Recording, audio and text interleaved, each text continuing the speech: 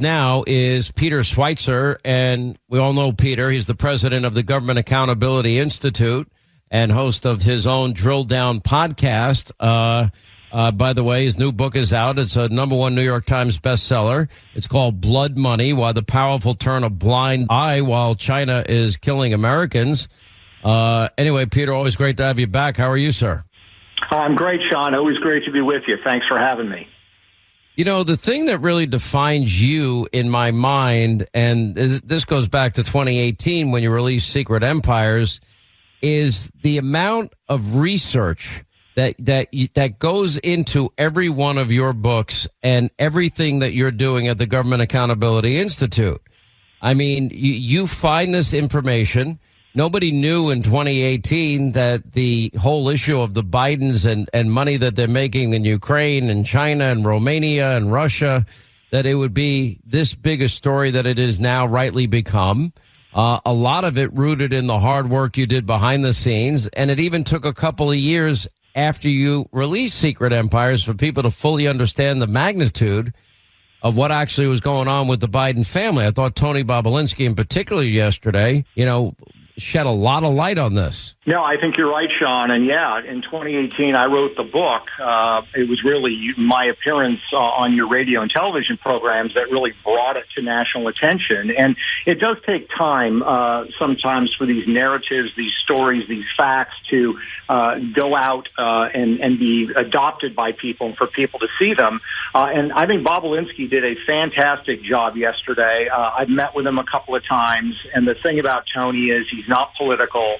And you can't really attack him personally. They're trying to do that, Sean, because they can't attack the facts that he's stating. But this is a guy who loves his country. He's not political. He's made his own money, so they can't try to get at him in any way.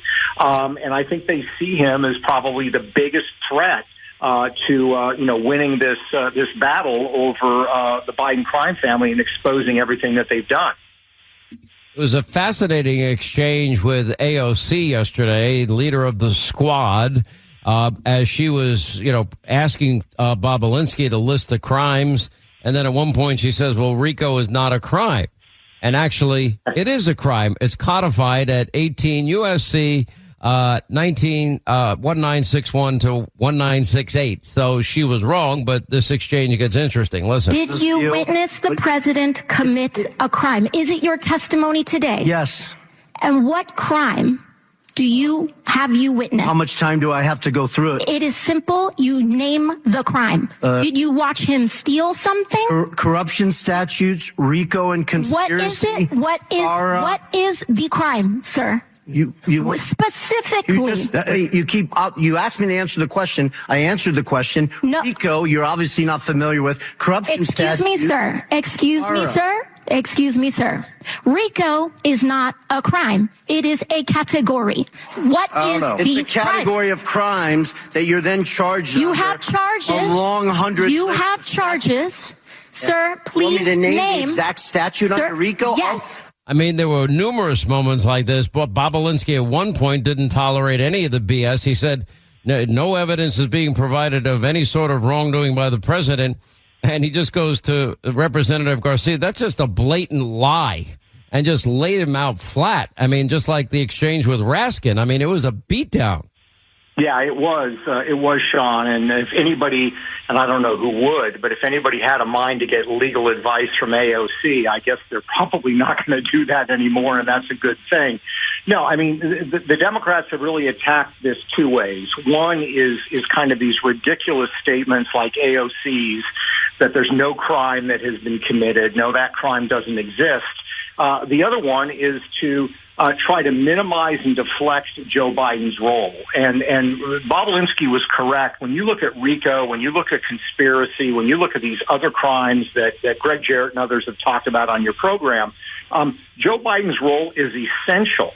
Hunter may be the one that is, doing the meetings and collecting the money, but absent Joe Biden, this criminal activity could not take place. So Joe Biden is the sun around which all the planets, the Biden family planets, have to revolve, and he's an essential ingredient to this.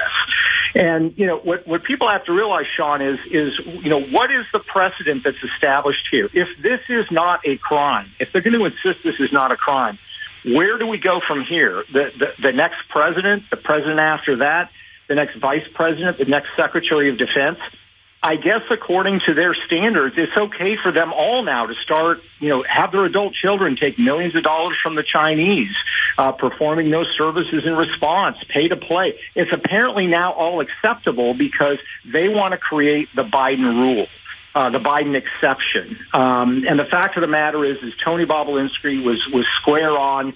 He was untouchable, and I think he did a great job. And I think we need a little bit more of this from Republicans. We've got guys on Capitol Hill like Jim Jordan who are doing a great job, but we have to be direct, we have to aim accurately, and we have to be unrelenting in laying out the facts. That's the only way that this battle is going to be won. It's been a little frustrating to me when I find as a talk show host at times with certain people that I seem to know more or have a better ability than they have of laying out the basic fundamental facts here.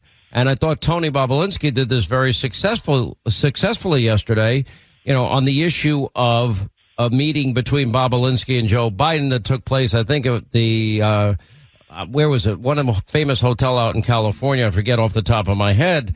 But they had this 45 or 50-minute meeting. And at one point, Bobulinski, was asked, about the meeting. And he gave his answer, and that he was even coached by Hunter ahead of time how to deal with the meeting that went on 45, 50 minutes, as I said. And then you go back to the depositions of James Biden and Hunter Biden. And James Biden was asked if there was a meeting between Bobulinski and Joe Biden. He said, absolutely not. Hunter said, my dad went and shook hands with Tony. And Bobulinski said, Hunter Biden, in his own transcribed interview, confirmed that the meeting took place. Hunter confirmed that his uncle perjured himself in front of this committee. He accused both Hunter and James Biden of perjury. And there seems to be enough evidence to back it up. If we just stick with the fundamentals, Peter, and you don't need to go any further. Now, you tell me, how many boards are going to hire somebody with zero experience and an admitted drug addict at the time? Yeah, no, exactly right, Sean. And the problem that the Democrats are trying to take advantage of, corruption stories are often not simple stories. Okay, you get the really dumb politician who takes a shoebox of cash from somebody who's got a wire from the FBI and they get nailed. That doesn't really happen much anymore. It's become much more sophisticated than that. And the Bidens have done that. Remember, they created these shell companies, Sean. It wasn't them taking the money directly. They created a cloud of shell companies through which to run this money. They would give ridiculous explanations to investigators when asked, why did this Chinese official send you money? Hunter Biden said that $5 million arrived. It was good faith seed money, even though there was no paperwork or anything about that $5 million being given. So they obscure it and they run the hope that they can run out the clock, and they really want to firmly believe that they can make this muddy the waters, complicate it. But you're exactly right. The challenge that Republicans need to do is stick simply to the facts, the irrefutable facts. And what the Democrats have not been able to do, for all the efforts of Jamie Raskin and the others, those facts haven't moved because those facts are true and accurate and real. And nobody has still ever given a plausible explanation of why they got this money, why the Bidens got, we discovered some $31 million from China, why he got millions from Ukraine, why he got $3.5 million from Yelena Baturina in Russia. There's no discernible, legitimate business, service, or product that was ever provided. And if you look at the polls, Sean, the New York Times, Wall Street Journal, and Harvard-Harris have all in recent months done polling on this, and they all asked, did Joe Biden engage in highly unethical behavior or illegal behavior to enrich his family? And in every one of those polls, a minimum of 65% of the American people said yes. So the American people get it. The Democrats' efforts to obscure it have not worked, and we need to keep hammering home the message so we can hold them accountable. Quick break. We will come back. We'll continue more with Peter Schweizer His new book, #1 New York Times bestseller, Blood Money, Why the Powerful Turn a Blind Eye While China Kills Americans. Hannity.com, Amazon.com, bookstores around the country. All right, more with Peter Schweizer. His #1 New York Times bestseller, just out, Blood Money, Why the Powerful Turn a Blind Eye While China Kills Americans. Hannity.com, Amazon.com, bookstores around the country as well. We continue with Peter Schweizer. Go back to the fundamental point. Why would Joe Biden lie repeatedly, both as a candidate and a president, that he never one time ever spoke to his son, brother, or anybody for that matter about the foreign business deals, only to have testimony from the likes of Devin Archer that he was aware of at least 20 times Joe Biden had called into some of the meetings with foreign business partners. Then, of course, famous meetings at the Cafe Milano with people like one you just mentioned, Elena Baturina. Then, of course, it was $3.5 million from the Russian oligarch, former First Lady of Moscow. Then, according to Archer, another $100 million plus invested in a real estate venture. Or then this guy Galanis testifying of a 2014 phone call with then Vice President Biden. And then we got pictures of them meeting and eating dinner together. And we don't even have a final number. We have shell corporations identified by the Oversight Committee. What were the companies used for? What legitimate business purpose were they used for? Why did 10 Biden family members get paid? What did the grandchildren do to get paid? For what services did they render for the money they got paid? We don't get answers to any of these questions. No, we don't. And look, I think the other thing that's becoming apparent and clear, I mean, the reporting that you've done and John Solomon has done on Ukraine is that this is not just a case. I mean, it's bad enough that you have a political family enriching themselves in this way, but this corruption actually has consequences. It affects people's lives. In the new book, Blood Money, I talk about the fact that, $5 million that the Bidens got in 2017 came from this interest-free forgivable loan from a Chinese businessman.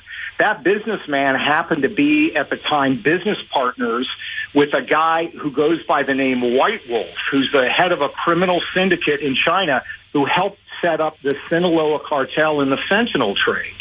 So is it really a surprise that Joe Biden won't confront the Chinese on fentanyl? He doesn't want to bring it up. Is it really any surprise that he takes the policy positions towards China that he does, or that he has adopted the posture in Ukraine that he does? No, this is a consequence of the corruption. So it's not just Hunter Biden, Joe Biden, or Jim Biden getting paid. This actually affects the lives of Americans and the policies that this president is carrying out or not carrying out. Corruption has consequences. Can you imagine the dossiers that the Russians and communist Chinese have on Hunter?